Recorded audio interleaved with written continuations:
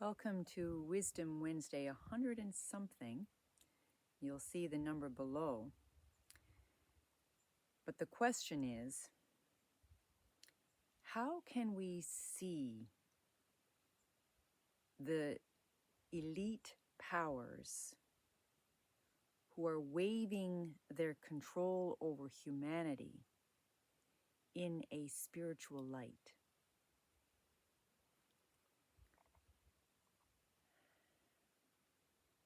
Yeah. We can compare the elite's power and how they behave in the world and everything that they're creating and destroying,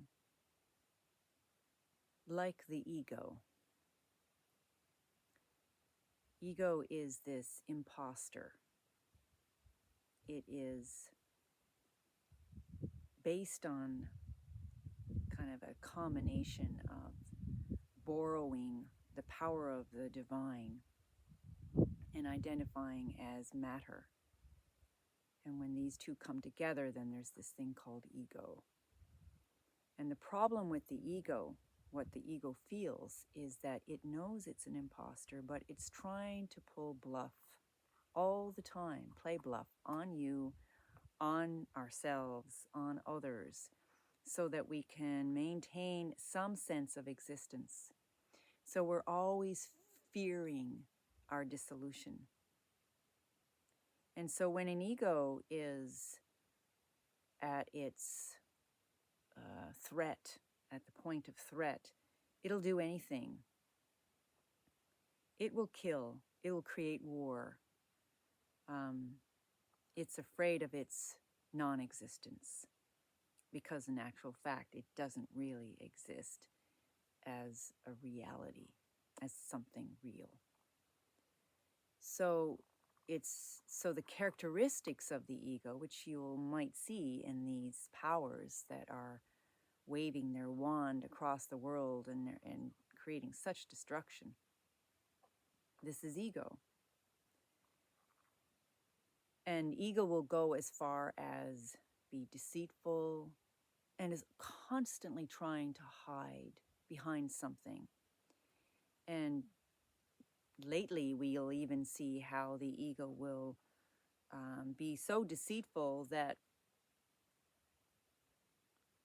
it'll change the narrative just so that as soon as you see in these movies, you know, like you got the bad guy and the good guy is chasing the bad guy, or the cops are chasing the bad guy or something like that. And as soon as the cops get really, really close to the bad guy, then the bad guy will do even more destruction. As soon as it feels like the ego feels like it's being discovered or about to be revealed, it'll pull another one and another one so that it'll shift your direction. So maybe the bad guy will kind of move the car over there and the cops are kind of stuck over there, and it'll just create more destruction because it's afraid of its exposure of being not real. So it'll do anything. And as I said earlier, it'll change the narrative. So say, for instance, someone is interviewing the bad guy, and then bad guy is afraid to be exposed. They'll just say something nice and sweet so that the interviewer or whoever is not going to find out. And so it changes the direction of the interviewer, and the bad guy gets off again. Deceitful. And changing narrative, saying nice things, but actually having no intention to be nice. It's just afraid of being exposed. So another question you might ask, and this is a question that I've asked recently in a retreat that I was on, an enlightenment retreat. And I asked, how can I contribute to the world to help change and heal our trauma? And through deep contemplation and pondering, I got some pretty esoteric truths, which is not easy to understand. But when I got to the level of experiencing truth, and truth being that it's just one being everywhere, that's ultimately the truth. It's just one being everywhere. Everything else is kind of a show, or there's an appearance of things, but there's no substance in things. And the substance is only because the five senses can connect with it, and so it says it's real. But on the level of divinity, it's just one being. So the other thing that I got from, several things that I've got from this, is that how can I play in this world? One level, I'm knowing that it's all an illusion, and there's no killing, and there's no birth. There's no birth, and there's no death. But that's kind of out there. It's kind of too far-fetched to really bring down here in this world.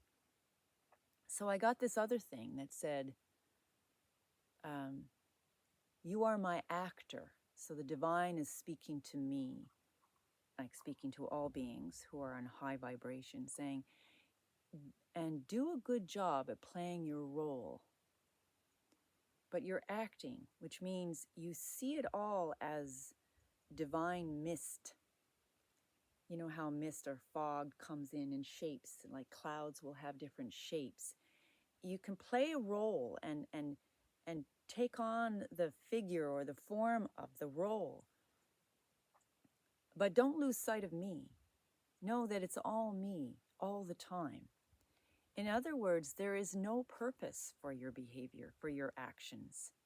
An actor on the stage doesn't act out that scene in real life thinking that there's a real reason to act it out.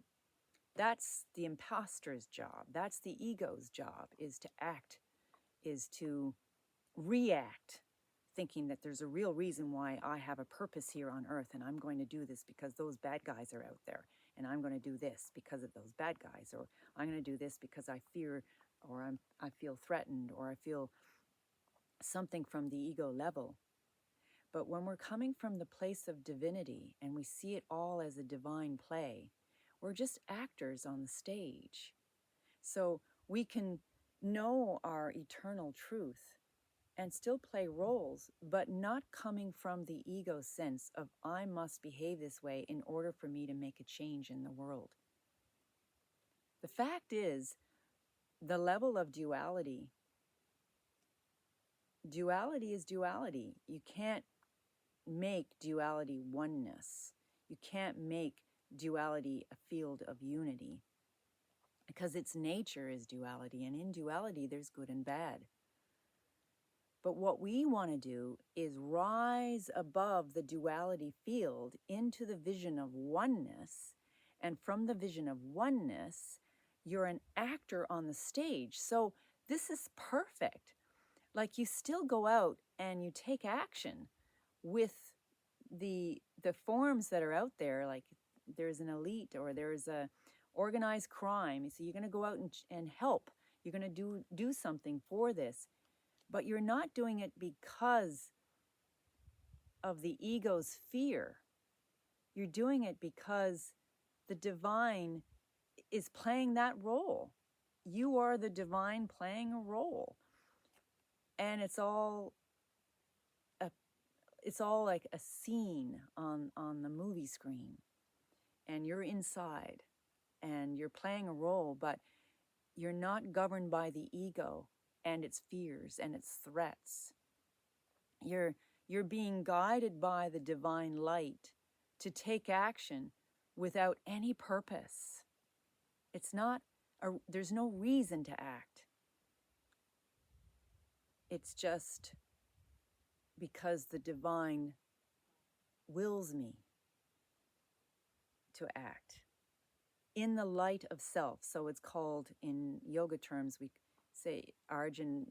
So Krishna says to Arjun, Stand up, Arjun, and fight. Do my bidding. You are an actor on, in a play. You have no purpose other than to do my bidding. It is all me. And you must fight because you have a role to play in terms of clearing the adharm. And you are for dharm, which means you are for supporting the life and consciousness and raising consciousness. And anything that goes against that, your role is to kill it, to annihilate it. So stand up, Arjun, and fight. Fight as my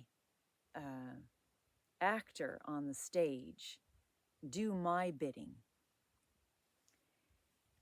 This is, it's pretty blown to actually get into a state of like, yes, you go out there into the world and you take action like an activist, almost like an activist, but you're not guided by the ego. You don't feel the hurt and the pain.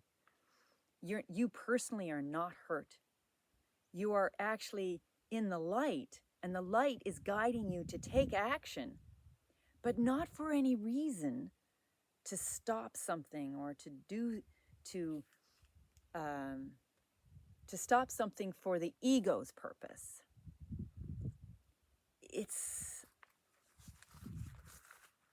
There's truth in this, but we got to find that in order to go forward and as if change or help the world, it's different than coming from the ego purpose. When you're coming from the divine, it's a place of action without reaction.